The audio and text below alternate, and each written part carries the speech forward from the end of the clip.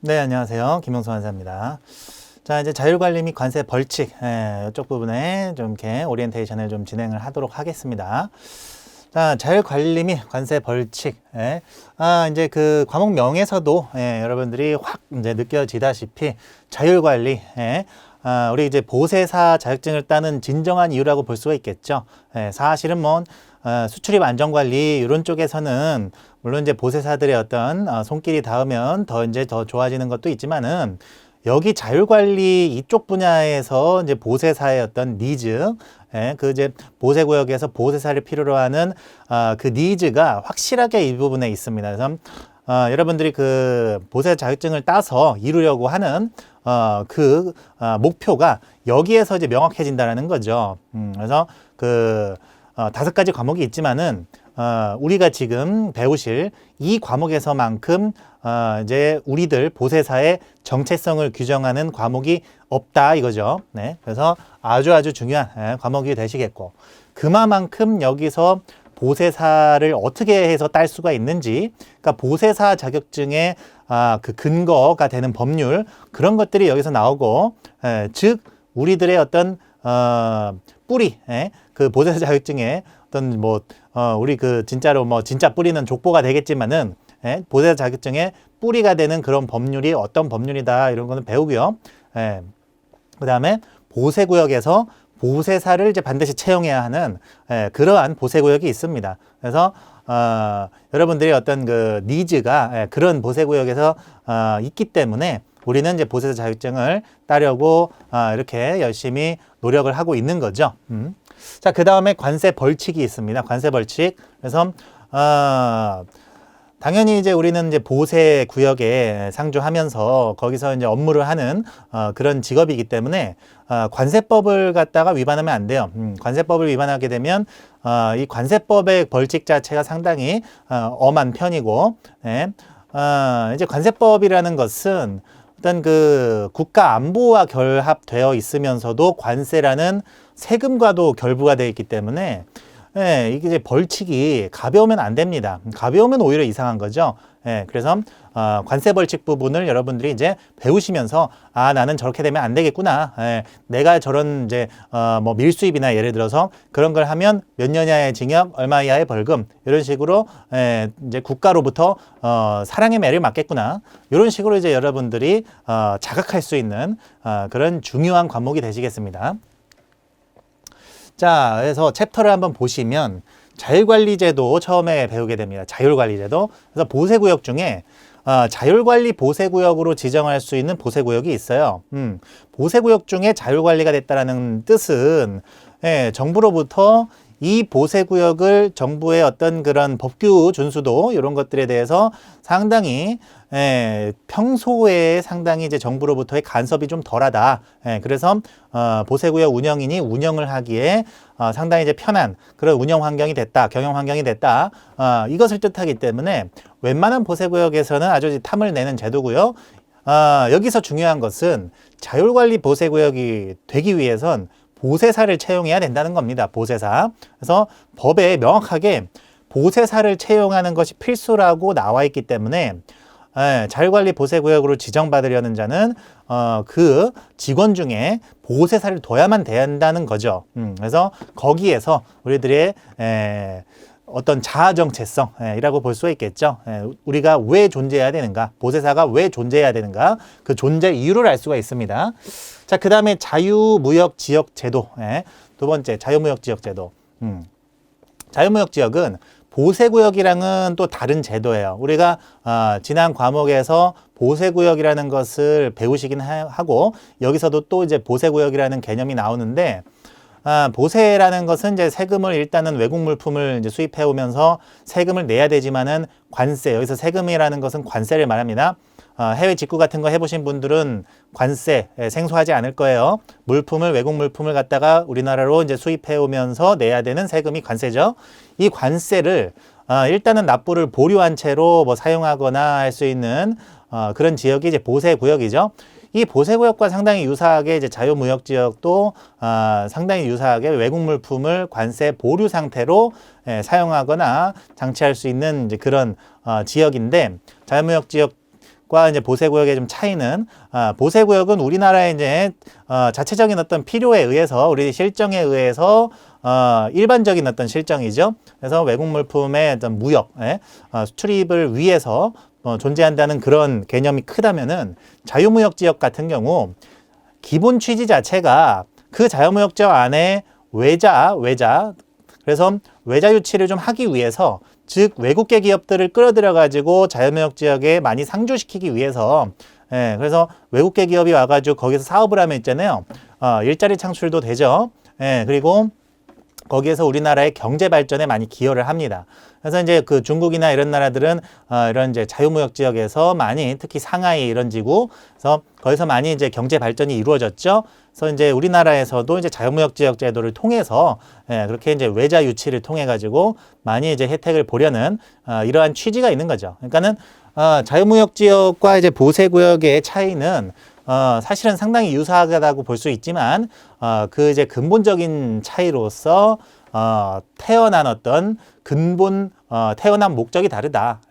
그것이 이제 일단 차이라고 볼 수가 있겠고, 그에 걸맞게 자유무역 지역에서는 외국계 기업에 대해서 상당히 많은 그런 혜택을 주고 있습니다. 하나만 예를 들자면은 이 외국계 기업이 이제 자유무역 지역 입주 기업체가 돼가지고 거기서 사업을 영위할 때, 어떤 이제 그 근로자, 이제 근로자가 우리나라 사람이건 뭐 어떤 외국 사람이건 간에 근로자에 대해서 우리나라 자국법상에 보호하는 그런 제도가 있어요. 그러니까 사업주의 어떤 그 갑질에 대해서 근로자를 좀 보호하는 그런 법이 있는데, 자유무역 지역 제도에서는 그런 법들을 일부 적용을 시키지 않습니다. 그러니까는 외국계 기업의 어떤 그 경영진들을 배려하는 거죠. 그래서 외국계 기업을 경영하는 사람들이 그런 이제 근로자들에 대한 보호, 이런 법들에 대해서 어떤 좀 부담감을 느낄 수 있어요. 그래서 그런 부담 없이 우리나라 자유무역 지역 제도에 자유무역 지역에 정착해서, 여기가 비옥한 땅이니까 너네들 와가지고 농사 잘 지어봐라, 이런 의미로 그런 이제 규제 같은 것들을 참 완화해 준다라는 거죠. 그래서 외국계 기업을 불려들여 가지고 잘 농사 지을 수 있게끔 미리 거기다가 비료를 갖다가 뿌려 놔 가지고 아주 땅을 갖다가 잘 개간해 놓은 그런 상태에서 와가지고 이제 씨만 뿌리고 이렇게 농사 지을 수 있게끔 만들어 놓은 게 자유무역 지역입니다. 자, 그 다음에 관세 관련 법규 위반 및 처분. 조금 악명 높은 그런 챕터가 되시겠습니다. 악명이 왜 높냐? 거의 뭐 순도 90% 이상 암기이기 때문에 그렇습니다. 그러니까 여기 사실은 암기가 주가 되다 보니까, 즉 어떤 죄가 있을 때 그 죄를 범하면 몇 년 이하의 징역, 얼마 이하의 벌금, 이런 식으로 너무 암기 위주예요. 그러다 보니까는 재미가 없습니다. 재미가. 그래서 이 이제 법규 위반 및 처분 요 부분에서는 이제 많은 수험생들이 수업은 듣되 암기를 안 해가지고 시험장 들어가서 약간 그 시험을 좀 그르치고 이런 경우가 있어요. 즉 어떤 제 그 친구도 보세사 시험을 따려는 그런 이제 과정에서 이 그 법규 위반 및 처분, 여기서 몇 년 이하의 징역, 얼마 이하의 벌금을 외우기가 너무 귀찮아가지고 끝까지 밀어놨어요. 시험 보기 하루 전날 외우자 이러놓고. 근데 시험 보기 하루 전날 또 친한 친구랑 맥주 약속이 생겨버려가지고 그 맥주 마시느라고 이거를 못 봤습니다. 이 챕터를 못 본 채로 그냥 시험장에 들어가니까는 이것 때문에 이제 불합격을 한번 했었죠. 그래서 사실은 마음만 먹으면 뭐 하루 이틀이라도 딱 마음 먹고 제대로 공부하면은 웬만큼 사람은 다 암기를 할 수 있어요. 근데 그런 마음 먹기가 힘든 거죠. 그래서 나름대로 여기서는 잘 여러분들이 어떤 외우기 좋은 어떤 노하우, 어떤 그런 것들을 좀 동원해가지고 여러분들의 그 머릿속에 제가 여기 암기할 내용들을 갖다가 폭포수처럼 이렇게 쏟아 부어 드리겠습니다. 그 다음에 이제 마지막 출제 예상 문제가 있어요. 그래서 문제까지 트레이닝을 하시면 보세사 시험 합격하시는데 충분히 지장 없을 거라고 믿습니다. 자, 여기는 이제 공항 물류단지고요. 여기는 실제로 그 제가 이제 인천공항에서 근무하는 관세사지 않습니까? 그래서 인천국제공항에 이제 공항 물류단지를 갖다가 그 들어가는 입구를 좀 사진을 찍어 놓은 거예요. 그래서 이 물류단지 입구를 갖다가 통과해 가지고 저 안쪽으로 들어가게 되면 바로 저기가 이제 자유무역 지역입니다. 예, 그래서 저쪽은 자유무역 지역이고 또 요 옆에는 또 보세구역이고 이래요. 그러니까 우리 그 보세사 시험에서 배우시는 실제 그 장소를 갖다가 저는 매일매일 출퇴근하면서 거기서 이제 생활을 하는데, 예, 지금 딱 보면은 일단은 뭐 이제 약간 허름해 보이기도 하고, 예, 근데 이제 길은 잘 내놨죠. 트럭들이 이제 왔다 갔다 하고, 실제로 그 저 옆에서 이제 항공기들이 정박해 있는 항공기들이 이제 파킹해 있는, 그래서 쫙 대열을 맞춰 오하열을 맞춰 가지고, 예, 그 대한항공이든 뭐 항공기들이 쫙 이제 도열을 해 있어요. 예, 이 마을 좀 옆에. 그래서 그 항공기들에서 이제 무수히 많은 물자들이 거기서 내리죠. 내려가지고 요런 이제 윙바디 트럭이라고 합니다. 예, 윙바디 트럭. 예, 왜냐면은 그 이제 이 트럭들은 뒤에가 열리는 트럭도 있고, 근데 뒤에가 열리기보다는 물건을 싣고 내리기 좋으라고 옆에가 이렇게 열려가지고 마치 그 갈매기가 날개 펴듯이 이렇게 날개처럼 이렇게, 예, 트럭에 그 올라가요.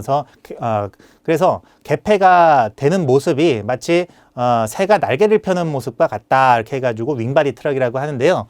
이런 트럭들로 이제 그 많은 물자들이 오고 갑니다. 그래서 지금 여러분들이 생활에 거의 뭐 필수적인 물품들 중에 항공으로 오는 물품들, 예를 들자면은 살아있는 뭐 킹크랩 이런 것들도 대표적으로 항공으로 들어오는 물건들이고, 그 다음에 이제 최근 들어가지고 좀 중요성이 있게 부각된 어떤 그 바이러스 백신 이런 것들도 당연히 항공으로 들어와야 되겠죠. 그래서 그러한 이제 생활에 밀접한 부분에 항공 운송이 굉장히 이제 많이 쓰이고 있습니다. 자, 그 다음에 이제 항공사 창고. 네. 자, 이제 창고의 모습을 이제 보시게 되는데, 이제 여기서부터 우리가 이제 보세사를 자격을 따가지고 실제로 근무하는 이제 근무지를 좀 이렇게 상상을 해볼 수가 있어요. 전경으로나마. 그래서 그럼 여기 보면은 아시아나 카고 이렇게 써 있죠. 예, 그래서 아시아나 창고고요. 지금 여기 수출이라고 써 있어요. 그래서 수출 물품이 수출 나가기 전에 여기서 잠깐 이제 장치가 되는 수출 물품 전용 창고라고 볼 수가 있겠고, 지금 창고가 상당히 이 정도면은 지금 이 창고 앞에도 그렇고 창고 그 모습도 그렇고 상당히 깨끗한 겁니다. 그래서 뭐 이제 옛날 같으면 그 이팡지의 창고가 상당히 좀 이렇게 어둠침침하고 약간 음산한 경우도 있고 조금 이제 그런 창고들이 좀 많이 있었는데, 요즘에는 쫙 이제 정비가 돼가지고 어떤 이제 보세구역이든 깔끔해요. 그래서 사실은 이제 보세사로 근무를 하게 되면 일단 기본적으로 화이트 칼라 직업군이기 때문에, 예, 상당히 이제 깔끔한 환경에서 그 전산 관리하면서 이렇게 관리직의 어떤 그런 포스, 그런 걸로다가 이제 근무를 할 수 있게 된다라는 거죠.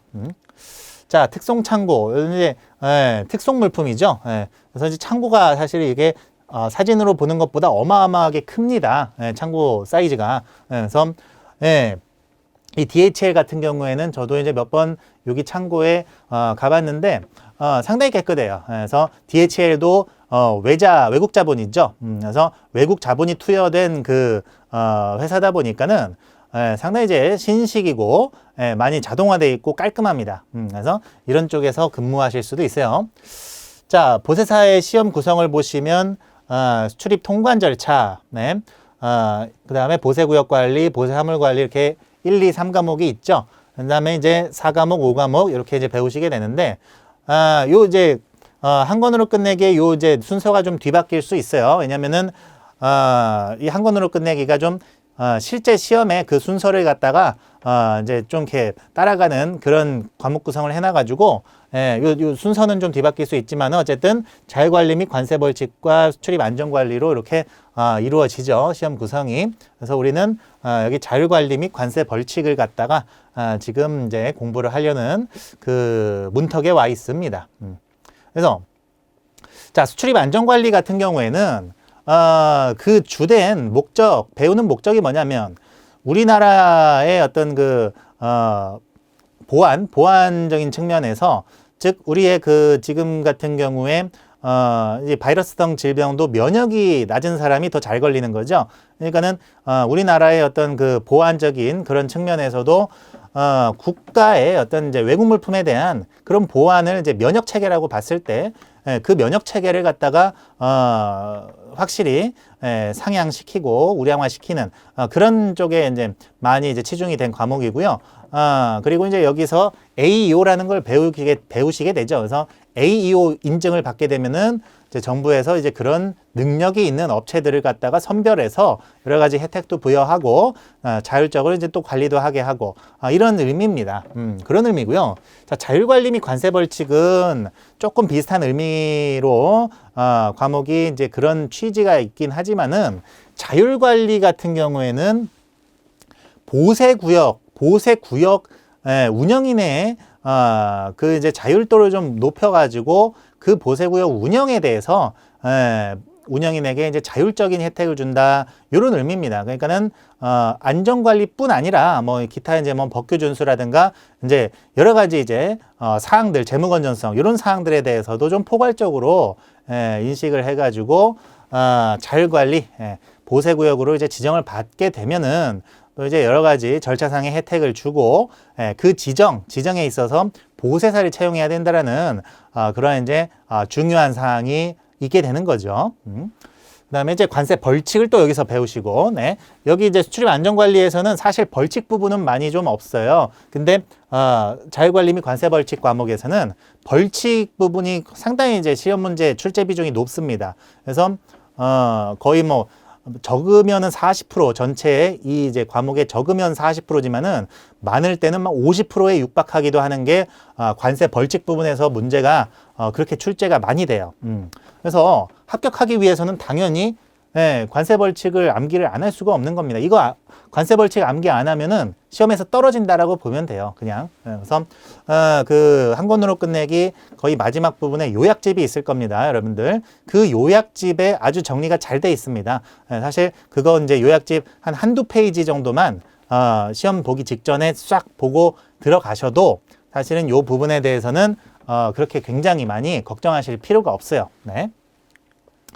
자, 이제 강의의 특징을 좀 설명을 해드리면 시험에 나오는 핵심 포인트 위주로 좀 공략을 합니다. 그래서 법과목의 특징, 법과목은 짧은 문장에 많은 데이터가 함축이 돼 있어서 그 모든 문장을 외우려고 들자면 이거 법과목을 배우시는데 뭐 보세사 이거 하나라도 1년이 돼도 모자라요. 그래서 무턱대고 암기를 하려고 하다가는 정말 힘들기 때문에 제가 이제 핵심 포인트 위주로다가 공략을 해드리죠. 그래서 하나의 예를 들자면은 어떤 문장이 있을 때 여기에서 이제 시험 문제에 잘 나오는 부분은 대부분 이제 그런 기간적인 부분, 그래서 뭐 6개월 이내, 뭐 이제 20일 이내 이렇게 기간이 정해져 있을 때 그 기간을 갖다가 이제 바꿔가지고 시험 문제에 참 출제가 잘 된단 말이죠. 그래서 그런 부분을 좀 찝어드리고, 그 다음에 무역 실무와 연동이 또 이제 돼서 제가 설명을 많이 드릴 겁니다.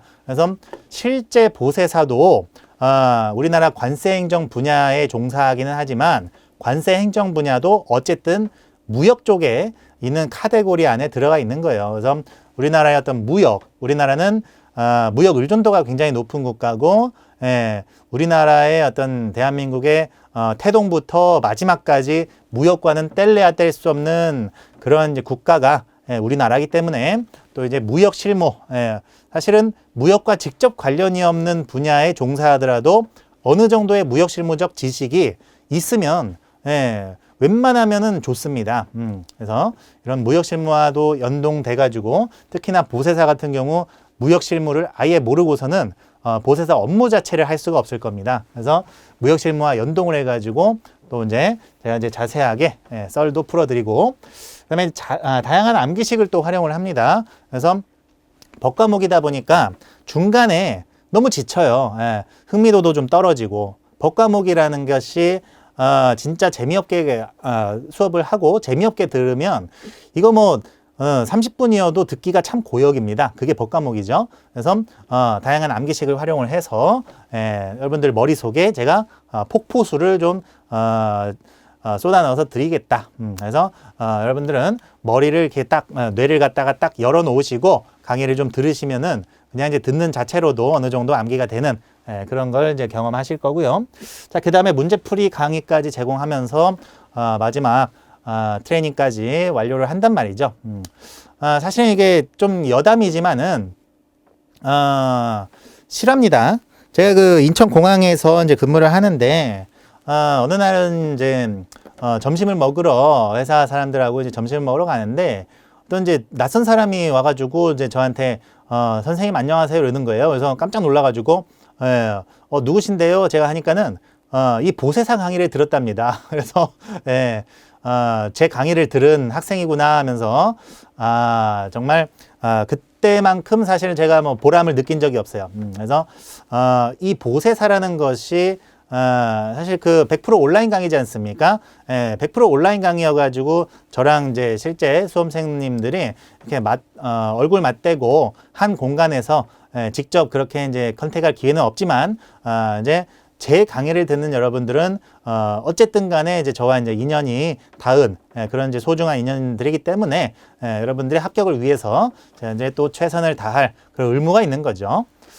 자, 그래서 보세사 자격 요건을 한번 보시고 끝내도록 하겠습니다. 자, 보세사는 이제 운영인의 결격 사유에 해당하지 않는 자. 운영인의 결격 사유라는 것은 쉽게 말씀드리면은 어떤 그 과거의 법규를 위반해 가지고 뭐 벌금을 받은 사실이 없다. 뭐 이제 이런 거죠. 미성년자가 아니다. 뭐 이런 거. 그래서 그렇게 약간 특이한 그런 결격 사유가 없는 한 다음에 해당하는 자여야 된다. 일반직 공무원으로서 5년 이상 관세 행정에 종사한 경력자. 그래서 공무원으로서 5년 이상 경력자인 경우에도 보세사 자격이 이제 주어지는데요. 5년 이상 하려면은 또 상당한 이제 베테랑이어야 되고, 그리고 이제 공무원을 하다가 이제 이 보세사를 따려고 이제 일부러 나오는 경우도 참 없겠죠. 그래서 이런 경우는 좀 특이의 경우. 자, 보세화물의 관리 업무에 관한 전형의 합격자. 그래서 이제 여러분들이 여기에 해당하셔가지고 보세사의 자격을 취득해서 전문성을 이제 높여갈 수가 있다라는 거죠. 보세화물의 관리 업무에 관한 전형. 그래서 이게 이제 보세사를 따게 되면 보세사 자격증이 이렇게 딱 이제 나오게 되는데, 가릴 부분은 제가 가렸고요. 이 사람은 관세법에 따른 보세사의 자격이 있기 때문에 이 증서를 교부합니다 하고 관세청장이 이렇게 자격을 부여해서 자격증이 이렇게 나옵니다. 그래서 이제 그 인생을 살아가면서 어떤 이제 자신만의 그런 증이라고 하죠. 어떤 그 인정을 받은 그런 이제 자격증을 딱 이제 취득하고 있다는 것이 인생을 살아가면서는 우리 대한민국에서는 의외로 엄청나게 큰 그런 힘이 됩니다. 그래서 자격증이 없는 분야는 경쟁이 너무 레드오션이에요. 그런데 이 국가 공인 자격증을 따고 들어온 분야는 그 안에서만 다 울타리를 쳐놓기 때문에 밖에서 그 영역을 침범하지를 못한다는 말이죠. 그래서 그 안에 들어와 있는 것과 아니면은 완전 시장 경쟁에 노출돼 가지고 거기에서 레드오션에서 치열한 경쟁을 한다라는 것은 본질적으로 좀 차이가 있습니다. 그래서 대한민국에서 이런 이제 전문 이제 보세사 자격증 같은 이런 증을 가지고 일을 할 수 있는 그런 좋은 기회를 여러분들이 지금 이 학창 시절 혹은 이제 수험생 시절에 만나게 됐으니까 여러분들이 열심히 하실 그런 의미가 충분히 있다라고 하시겠습니다. 그래서 자, OT는 여기서 마치고 이제 구체적인 내용 1강부터 들어가 보도록 하시죠. 네, 감사합니다.